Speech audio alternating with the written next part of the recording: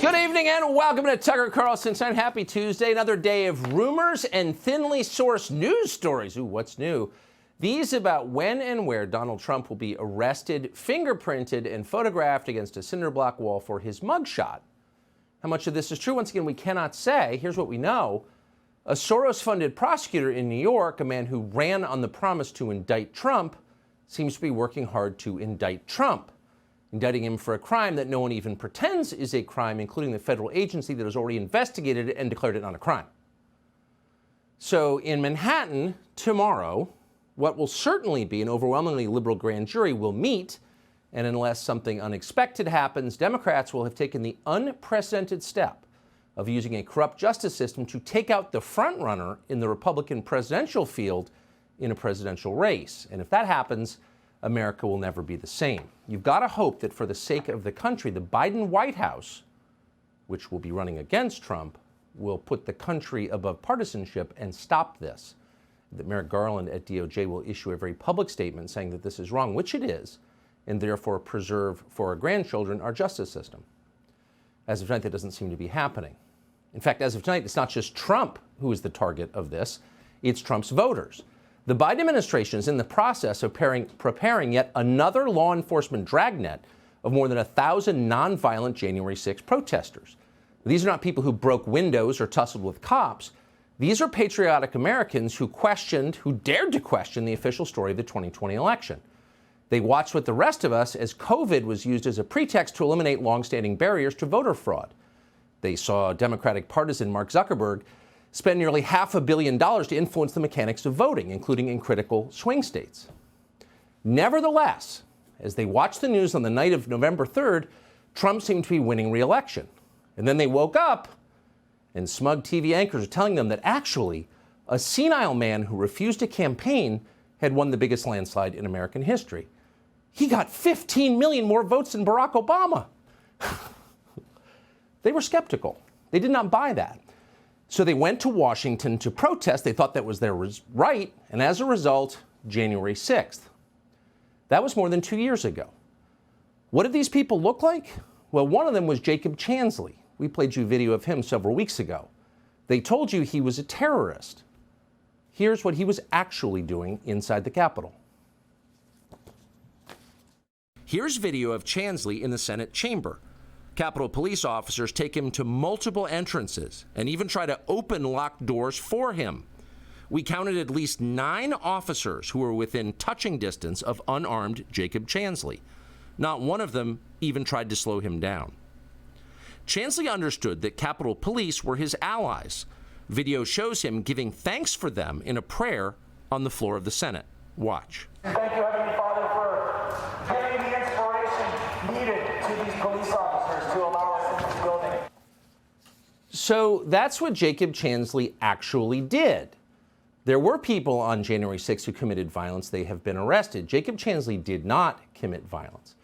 By the way, he was arrested. He's spending 4 years in prison. 1,000 people have already been arrested for that. And most of them did what Jacob Chansley did. They walked through what we used to call the people's house. And some of them are still in prison tonight. So you assumed that ugly story was over, at least the law enforcement component of it. But no, it's not over.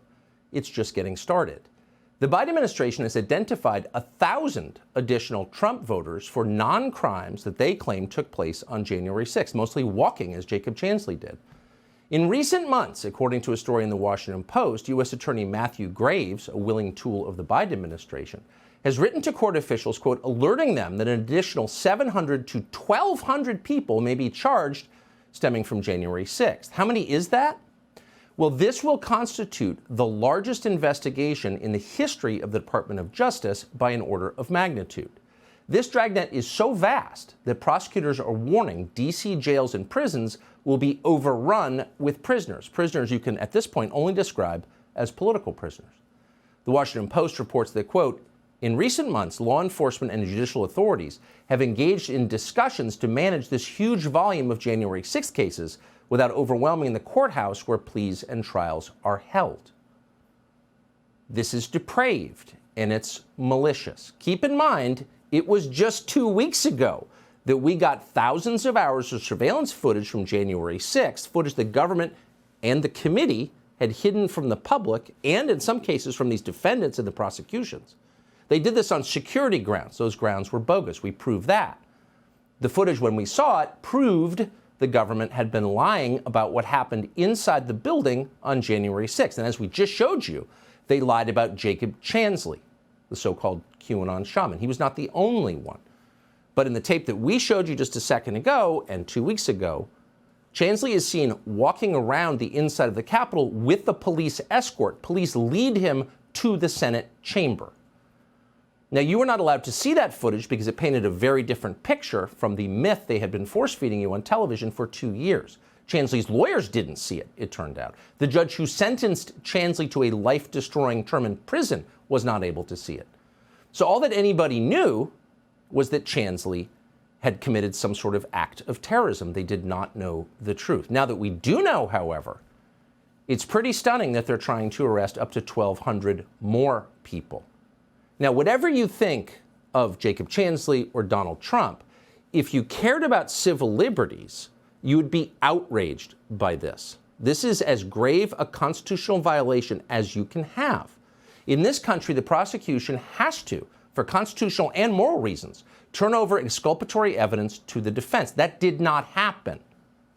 This is wrong. This man is rotting in prison. His life has ended for a crime he did not commit and that he was not allowed to fairly defend himself against. But liberals didn't care. They no longer seem to have any interest in justice or civil rights. Just today, the MSNBC morning show was continuing to lie about Jacob Chansley, telling its viewers that he is a terrorist who does not deserve rights. Watch. So if you lie about what happened on January 6th, if you try to redefine it as, and try to redefine Jonathan Lemire saying, oh, the weird guy wearing the horns, or I don't know who people were trying to say, oh, he was just a peaceful guy and he never walked through a window. Boom! A couple seconds later, we got reporters like Mr. Riley who will say, well, actually, look at this video. Here he is walking through a broken window. So as a factual matter, as if you need to be reminded, what you just heard is a lie. Provably, Jacob Chansley did not walk through a broken window. He walked through an open door. And again, he walked into the Senate because the door was being held by a uniformed police officer with a gun. This footage is available to everyone, including the anchors on MSNBC. They know this, they're lying anyway. They don't care about what actually happened, and more critically, they don't care about the civil rights of the man whose life was destroyed. What you just saw is a measure of the total moral corruption of our news media and the institutions they serve in Washington. And it has implications for you.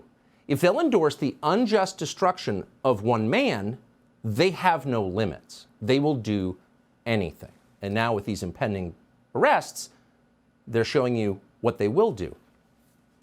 So if you support the wrong presidential candidate, you get arrested and don't get to see exculpatory evidence in your trial.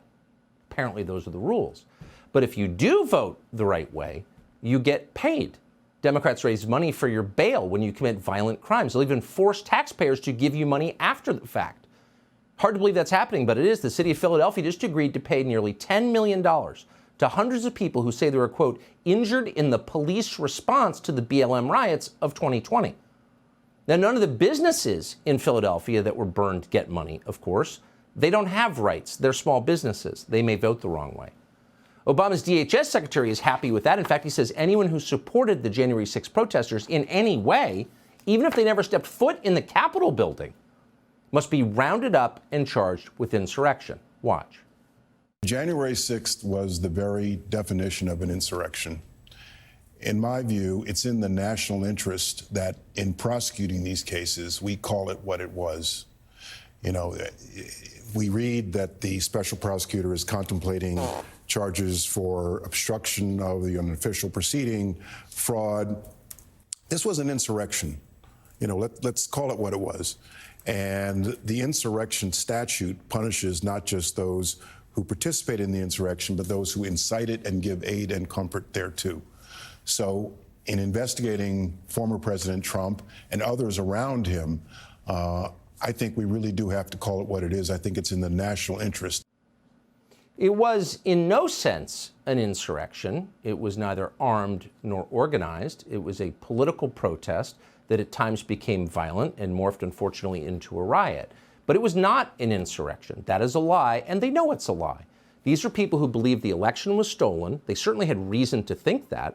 But instead of convincing them it wasn't stolen, instead of calming their fears by telling them what exactly Mark Zuckerberg's $400 million was doing in our election system, instead of explaining that despite the fact we changed the way we vote, no voting fraud took place, instead of explaining why voting seemed to stop in some places, did it not? Why don't you tell us?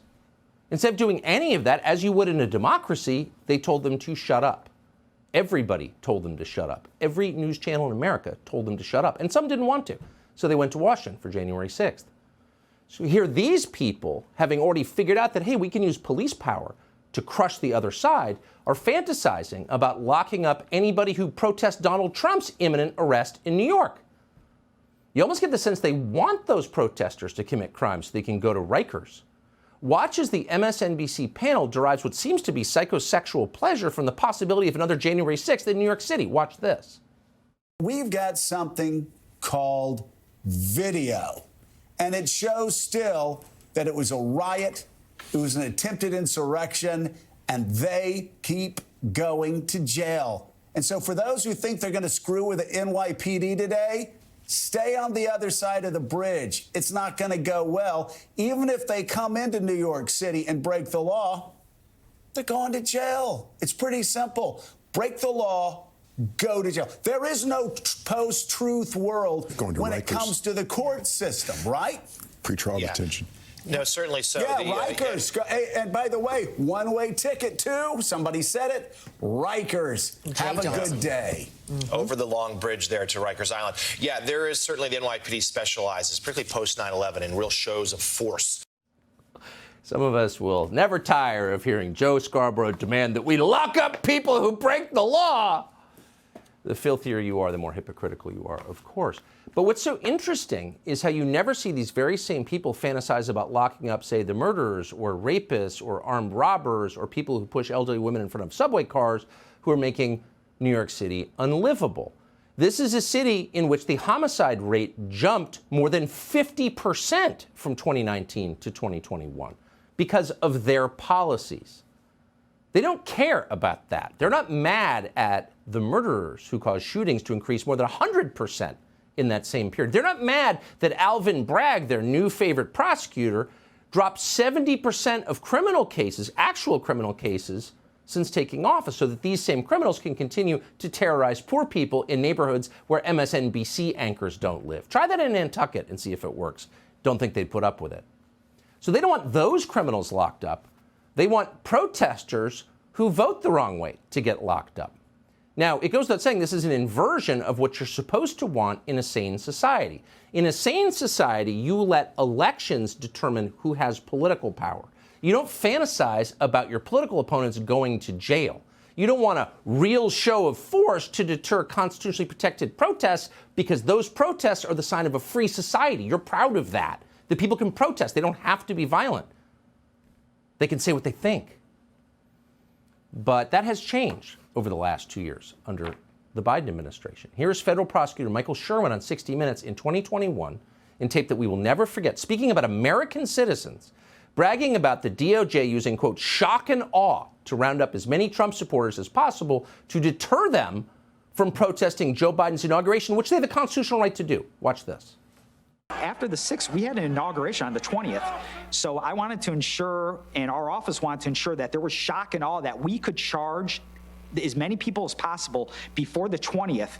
And it worked because we saw through media posts that people were afraid to come back to D.C. because they're like, if we go there, we're going to get charged. We wanted to take out those individuals that essentially were thumbing their noses at the public for what they did.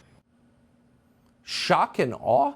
Take out those individuals? Isn't that how you treat ISIS? These are Americans you're talking about, pal.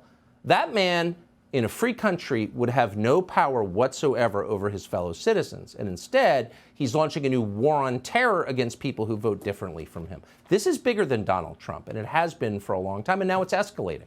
So where are the Republicans, you wonder, the people you vote for, who are supposed to be protecting you from this, but the country from devolving into something unrecognizable? Where's Mitch McConnell, by the way? He's the lead Republican in the Senate. Where's Tom Tillis, the liberal Republican from North Carolina? Where's John Cornyn of Texas? Where are all the other Republican senators who said, shut up, you shouldn't see the videotape from January 6th? Are these people on board with arresting 1,000 more nonviolent January 6th protesters, their voters? We asked them. We didn't get any replies. Lindsey Graham's spokesman did send over this thoroughly humiliating response, quote, "You sure put a lot of trust in the Washington Post. We take most of what we read there with a grain of salt." Huh? So the U.S. attorney in Washington announces in federal court that he's going to haul another 1,000, maybe 1,200 Trump voters to jail.